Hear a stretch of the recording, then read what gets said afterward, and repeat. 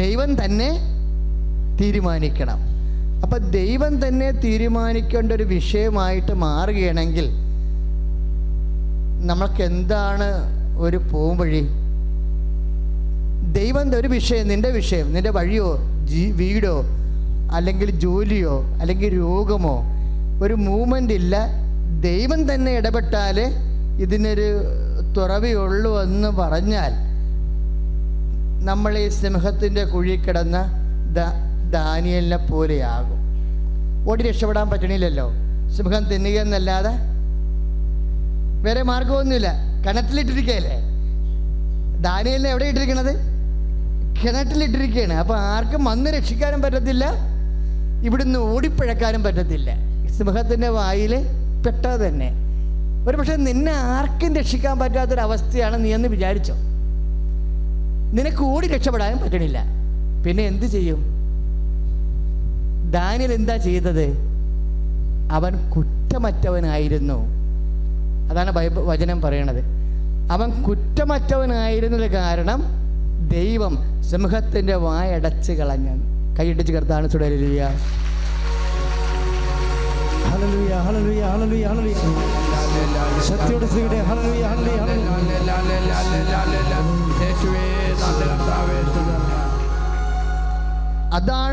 അതൊരു പോംവഴിയാണ്.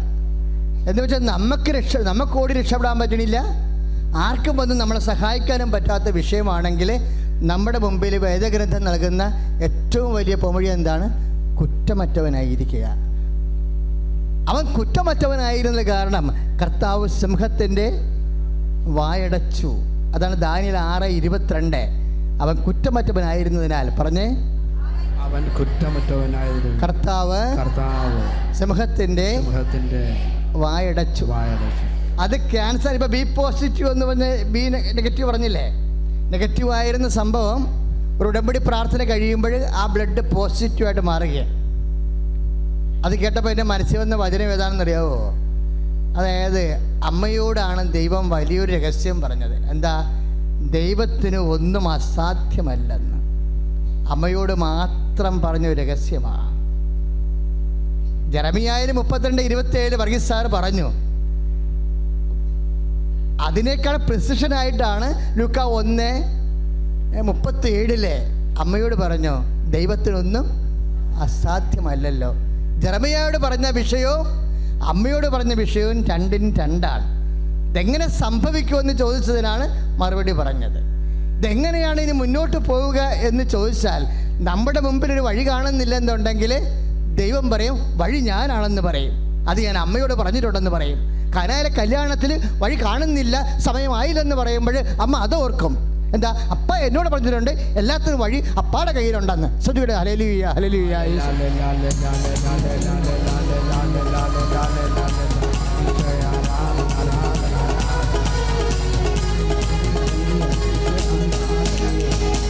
സിംഹങ്ങൾ നടുവിൽ തള്ളപ്പെട്ടാലും ഭയപ്പെടേണ്ടിയിരിക്കും. ഈ ചൂള നിന്നെ മൂടിയെന്നാലും ഭയപ്പെടേണ്ടിയിരിക്കും. സിംഹങ്ങൾ നടുവിൽ തള്ളപ്പെട്ടാലും ഭയപ്പെടേണ്ടിയിരിക്കും. ഈ ചൂള നിന്നെ മൂടിയെന്നാലും ഭയപ്പെടേണ്ടിയിരിക്കും. കൺമണി പോൽ നിന്നെ കാക്കുന്ന ദൈവം തന്നുള്ളം കയ്യിൽ വഹിച്ചിടുമെന്നും. കൺമണി പോൽ നിന്നെ കാക്കുന്ന ദൈവം തന്നുള്ളം കയ്യിൽ വഹിച്ചിടുമെന്നും.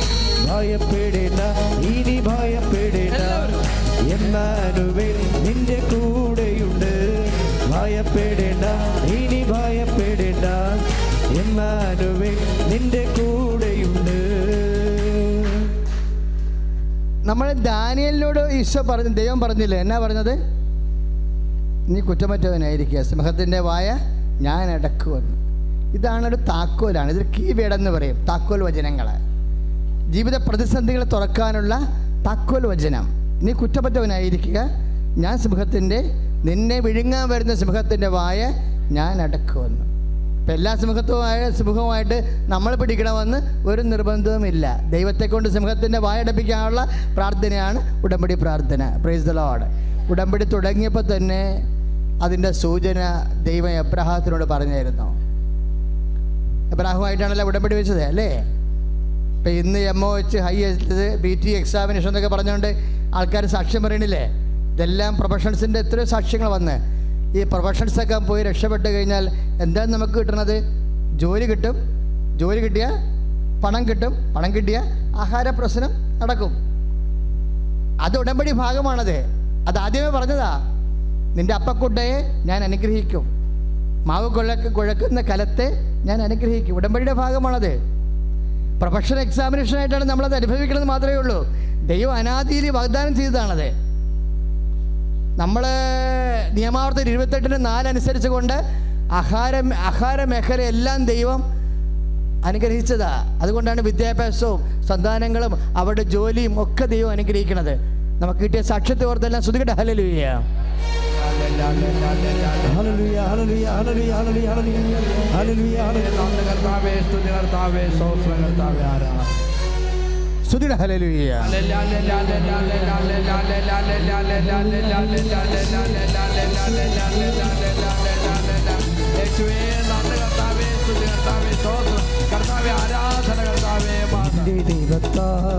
എന്റെ ദൈവത്താൽ നിശ്ചയം അനുഗ്രഹം പ്രാപിച്ചിടും ഞാൻ. എന്റെ ദൈവത്താൽ നിശ്ചയം അനുഗ്രഹം പ്രാപിച്ചിടും ഞാൻ. തൻ്റെ വചനം പോലെ ഞാൻ ചെയ്യും, തൻ്റെ വഴിയിൽ തന്നെ നടക്കും. തൻ്റെ വചനം പോലെ ഞാൻ ചെയ്യും, തൻ്റെ വഴിയിൽ തന്നെ നടക്കും. പരിശുദ്ധ പരമദിവ്യകാരുണ്യത്തിന് എന്നേരവും ആരാധന സ്തുതി പോഴ്ച ഉണ്ടായിരിക്കട്ടെ. ദൈവം എബ്രഹാത്തിനോട് എന്താ പറഞ്ഞത്?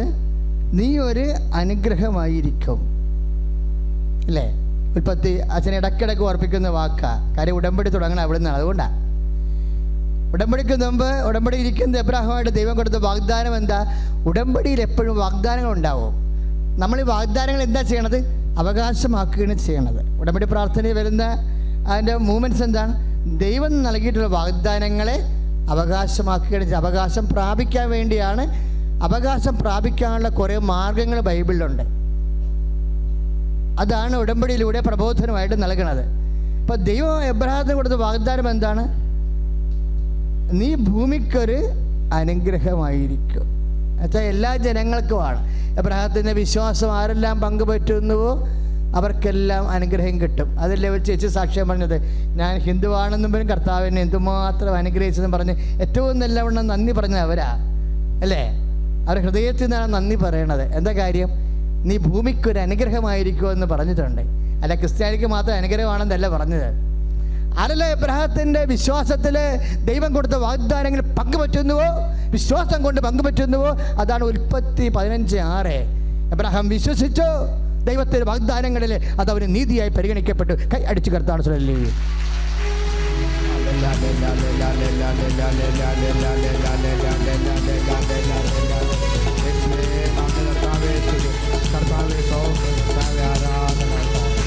കാണുന്നു ഞാൻ വിശ്വാസത്താൽ എൻ മുൻപിൽ ചെങ്കടൽ രണ്ടാകുന്നു.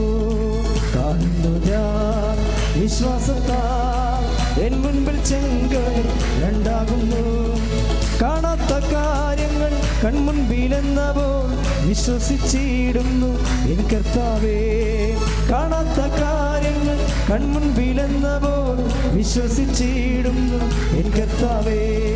കാണുന്നു ഞാൻ വിശ്വാസത്താൽ. എൻ്റെ പേര് അന്ന. ഞാനും എൻ്റെ ഫാമിലിയും സെയിൻറ്റ് മേരീസ് വള്ളംചിറ ഇടവക അംഗങ്ങളാണ്. ഞാൻ കഴിഞ്ഞ 4 years ആയിട്ട് ബ്രിസ്ബെയിൻ ഓസ്ട്രേലിയയിൽ സെറ്റിൽഡാണ്. ഞാൻ ഫസ്റ്റ് കൃപാസനത്തിനെ പറ്റി അറിയുന്നത് 2019 ആൻഡ് കോവിഡൊക്കെ കഴിഞ്ഞ് 2021 എനിക്ക് ആദ്യമായിട്ട് ഇവിടെ വരാൻ പറ്റിയത്. പരിശുദ്ധ അമ്മ പ്രത്യക്ഷപ്പെട്ട ഈ അൾത്താരിൽ നിന്ന് സംസാരിക്കാൻ എനിക്ക് സാക്ഷ്യം പറയാൻ പറ്റിയത് എനിക്ക് തോന്നുന്നു എൻ്റെ ലൈഫിൽ ഏറ്റവും വലിയൊരു അനുഗ്രഹമായിട്ട് ഞാൻ കണക്ക് കൂട്ടുകയാണ്. 2025 January 2 ഞാനിവിടെ വന്ന് ആദ്യമായിട്ട് ഉടമ്പടി എടുക്കുന്നത്.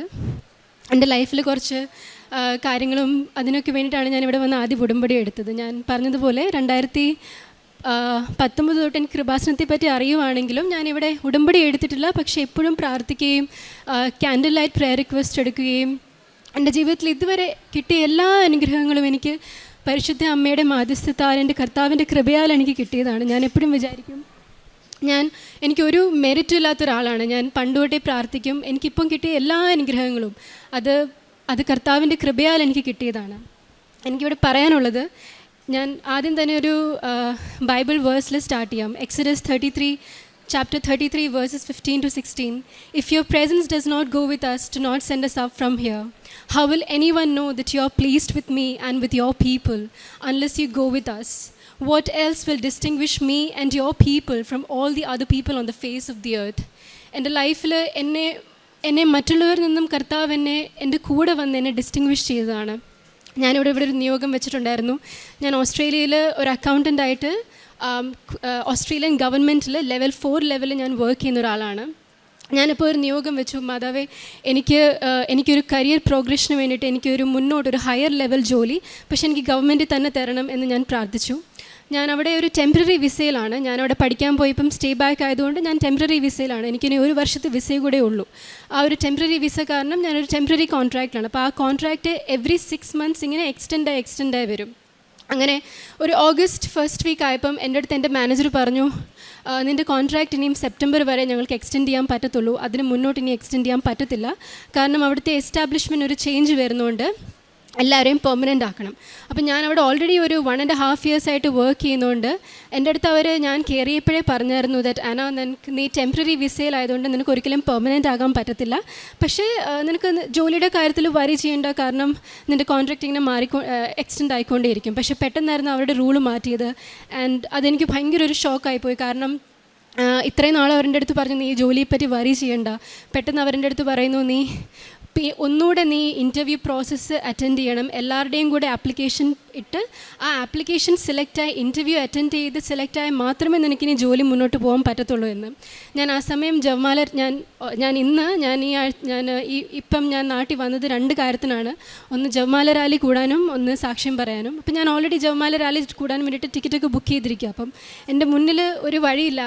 പുറത്ത് ജീവിക്കുന്നവർക്കറിയാം നമുക്ക് ഒരുപാട് ബിൽസും കാര്യങ്ങളുണ്ട്. അപ്പം ഒരു ജോലി ഇല്ലാത്തൊരു സിറ്റുവേഷൻ എന്ന് പറഞ്ഞാൽ നമുക്ക് എക്സ്പെക്റ്റ് ചെയ്യാൻ പറ്റത്തില്ല. ലോണും റെൻറ്റും കാര്യങ്ങളും എല്ലാം ഉണ്ട്. അപ്പം ഞാൻ പ്രാർത്ഥിച്ചു. പ്രാർത്ഥനയുടെ ഫലമായി മാതാവ് എനിക്കൊരു ഇൻ്റർവ്യൂ തന്നു. അത് എൻ്റെ ലെവലല്ല, എന്നെക്കാളൊരു ഹയർ ലെവലാണ് എനിക്ക് ഇൻ്റർവ്യൂ തന്നത് മാതാവ്. ഞാൻ ഇൻ്റർവ്യൂവിൽ ചെയ്തപ്പോഴാണെങ്കിലും മാതാവിൻ്റെ ഒരു പ്രത്യേക ഇടപെടൽ കാരണം അത് ഓഫ്ലൈൻ മാറ്റി എനിക്ക് ഓൺലൈൻ ഇൻ്റർവ്യൂ ആക്കി. ആൻഡ് അതിലൊരു നല്ല കാര്യം നടന്നത് എന്താണെന്ന് വെച്ചാൽ എനിക്ക് വീട്ടിൽ ഇരുന്ന് തന്നെ ഞാൻ ടീംസിൽ ഇൻ്റർവ്യൂ ചെയ്തു. ഞാൻ ഇതിന് മുന്നേ കുറേ ഇൻ്റർവ്യൂ കൊടുത്തിട്ടുണ്ട്. ദൈവം അനുഗ്രഹിച്ച് എനിക്ക് ഇൻ്റർവ്യൂവിലൊന്നും എനിക്കൊരു ബുദ്ധിമുട്ടുണ്ടായിട്ടില്ല. പക്ഷെ ഞാൻ ഇതുപോലെ എൻ്റെ മെറിറ്റിനെ കംപ്ലീറ്റ്ലി 0 ആക്കിയിട്ട് മാതാവിൻ്റെ കൃപയിൽ മാത്രം ഞാൻ അറ്റൻഡ് ചെയ്തൊരു ഇൻ്റർവ്യൂ ആയിരിക്കും ഇത്. കാരണം ഞാൻ എൻ്റെ ലാപ്ടോപ്പിൻ്റെ പുറകിൽ നീലത്തിരി കത്തിച്ചു, ഞാൻ ഉപ്പ് ലാപ്ടോപ്പിൻ്റെ മേളിൽ വെതറി, ഞാൻ വിശുദ്ധ തൈലം എൻ്റെ കയ്യിലും എൻ്റെ നെറ്റിയിലുമൊക്കെ തൂത്ത് എനിക്കതിനുള്ള ഡിഫറൻസ് ഫീൽ ചെയ്യാം. ബിക്കോസ് ഞാൻ ഇൻ്റർവ്യൂവിൽ പറഞ്ഞത് നോൺ സ്റ്റോപ്പായിട്ടാണ് ഞാൻ ആൻസേഴ്സ് പറഞ്ഞത്. ഞാൻ അതിൽ ഒരു സ്റ്റോപ്പ് പോലും അല്ലെങ്കിൽ ഒരു പ്രാവശ്യം പോലും ഞാൻ അതിൽ അവർക്ക് എന്നോട് തിരിച്ച് ചോദിക്കാൻ പോലും ഒരു ക്വസ്റ്റ്യൻ ചോദിക്കാൻ പോലും ഉള്ളൊരു ഓപ്പർച്യൂണിറ്റി ഞാൻ കൊടുത്തില്ല. അതുപോലെയാണ് മാധവ് എനിക്ക് ആൻസേഴ്സ് അവിടെ പറഞ്ഞു തന്നത്. എനിവേ ഇൻ്റർവ്യൂ കഴിഞ്ഞു. ഞാൻ കണ്ടിന്യൂസ് ആയിട്ട് പ്രാർത്ഥിച്ചുകൊണ്ടേയിരുന്നു. അപ്പം എൻ്റെ കൂടെ കമ്പീറ്റ് ചെയ്ത ആൾക്കാരെന്ന് പറയുന്നത് ഓൾറെഡി ഞാൻ ഇൻ്റർവ്യൂ ചെയ്തത് ലെവൽ 5 വേണ്ടിയിട്ടാണ്. അപ്പോൾ ലെവൽ 5 ഓൾറെഡി ടെമ്പററി ആയിട്ട് 5 years ഒക്കെ ആയിട്ട് വർക്ക് ചെയ്യുന്നവരും എന്നെക്കാളും ഒരുപാട് professionally qualified chartered accountant, certified public accountant, CPA അങ്ങനത്തെ അക്രഡിറ്റേഷനൊക്കെ ഉള്ള ആൾക്കാരാണ് എൻ്റെ കൂടെ ഇൻ്റർവ്യൂവിൽ കമ്പീറ്റ് ചെയ്തത്. അപ്പോൾ ഞാൻ ഇതിലൊക്കെ പ്രാർത്ഥിച്ചു. ഞാൻ 2 കാര്യമാണ് പ്രാർത്ഥിച്ചത്. ഒന്നാമത് ഞാൻ പ്രാർത്ഥിച്ചത് മാതാവേ, ഞാൻ കാരണം വേറൊരാളുടെ ജോലി പോകരുത്. കാരണം എനിക്കിവിടെ ഒരു ജോലി കിട്ടിയാൽ എൻ്റെ കൂടെ വർക്ക് ചെയ്ത കൊളീഗിൻ്റെ ജോലി പോകും. ബിക്കോസ് അയാൾ ടെമ്പററി ആയിട്ടാണ് വർക്ക് ചെയ്യുന്നത്. രണ്ടാമത് ഞാൻ പ്രാർത്ഥിച്ചത് മാതാവ്, എനിക്ക് വേണ്ടി ഡിസിഷൻ എടുക്കുന്ന സ്ഥലത്ത് ഞാൻ ഇല്ലാത്തടത്ത് എനിക്ക് വേണ്ടി മധ്യസ്ഥം അപേക്ഷിക്കാൻ നീ പോകണം. അങ്ങനെ കുറേ ആഴ്ചകൾ കഴിഞ്ഞു. എല്ലാവർക്കും ആൻസേഴ്സ് കിട്ടി, ആരും സെലക്ട് ആയില്ല. അപ്പോൾ എല്ലാവരും എൻ്റെ അടുത്ത് ചോദിക്കാൻ തുടങ്ങി, നീ സെലക്ട് ആയോ, നീ എന്തെങ്കിലും ഹിയർ ബാക്ക് ചെയ്തോ എന്ന്. അപ്പോഴാണ് എനിക്ക് ഒരു ഫ്രൈഡേ എൻ്റെ ഡിപ്പാർട്ട്മെൻറ്റ് എക്സിക്യൂട്ടീവ് ഡയറക്ടർ എന്നെ വിളിച്ചിട്ട് പറഞ്ഞു, ഞങ്ങൾ നിൻ്റെ പെർഫോമൻസിൽ ഒരുപാട് ഹാപ്പിയാണ്, നീ നന്നായിട്ട് പെർഫോം ചെയ്തു.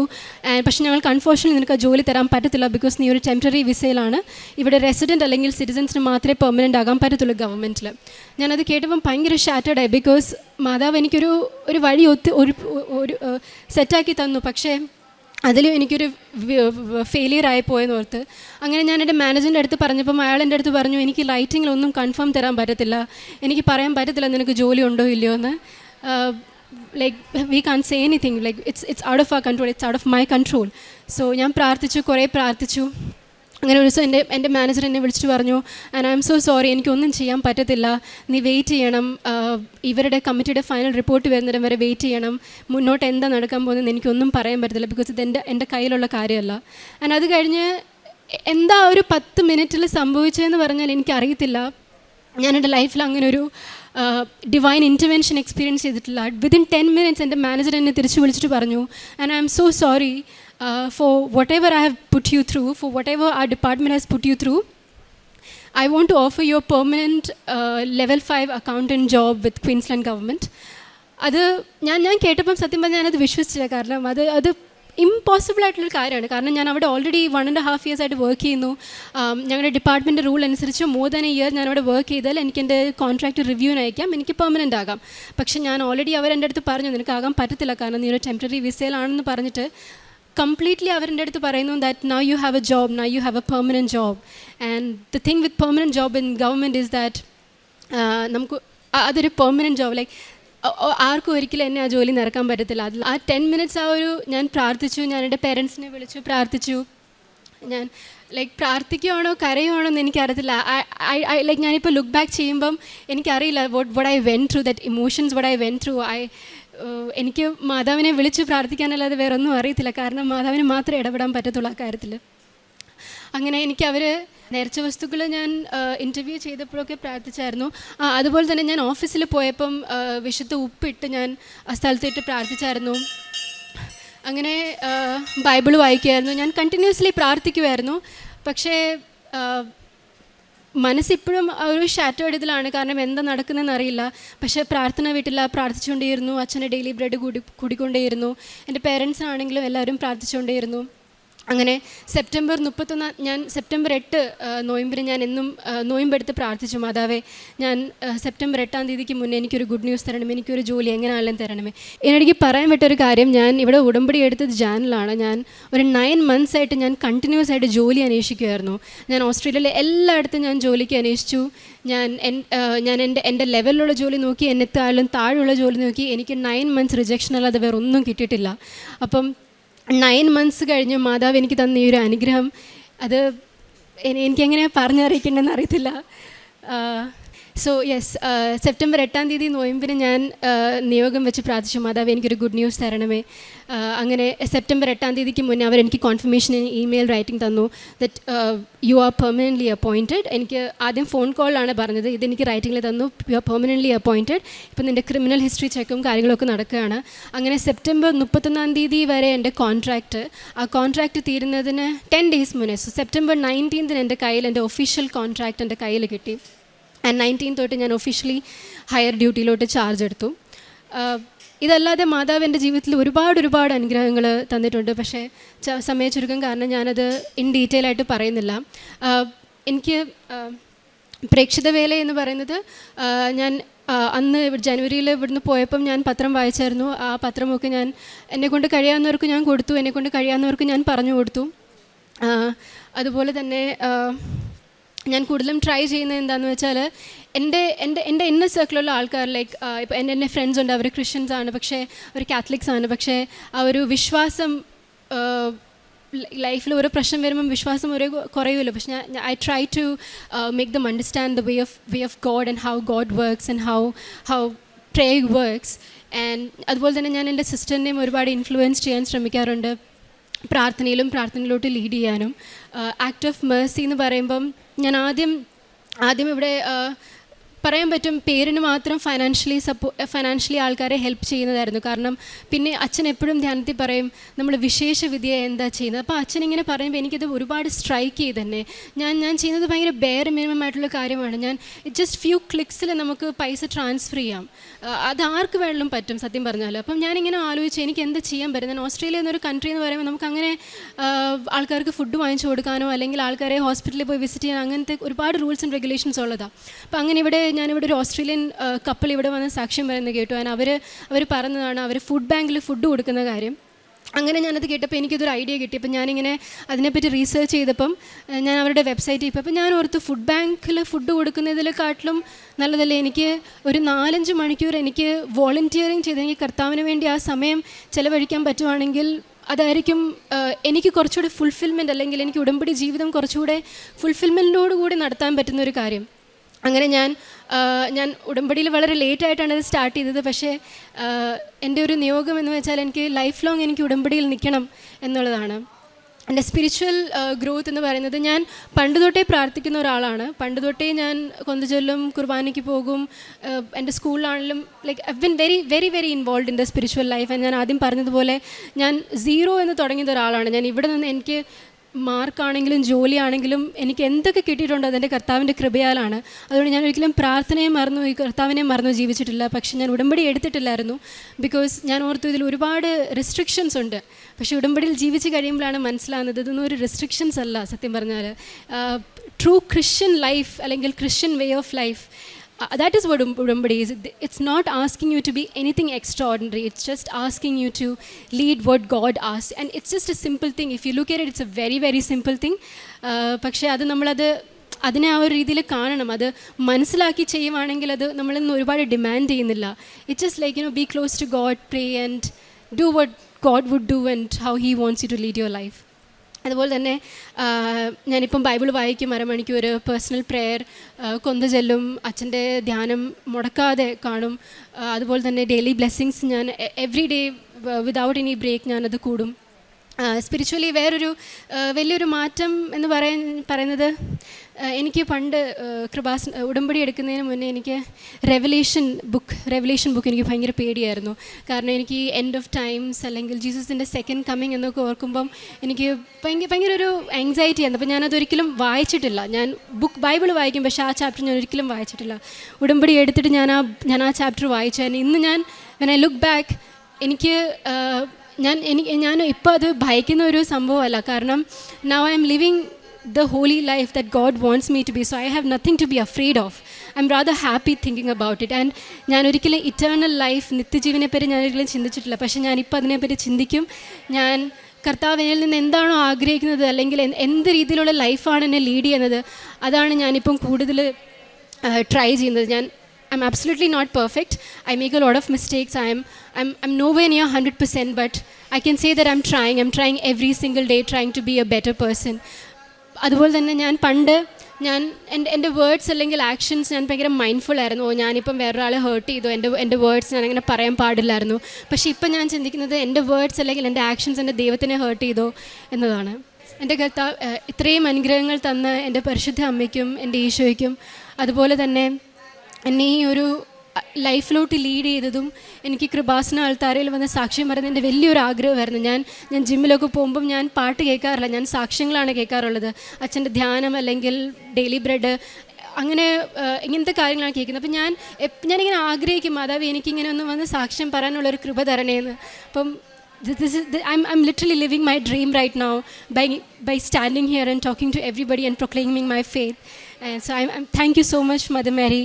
Thank you so much, Jesus. Thank you so much.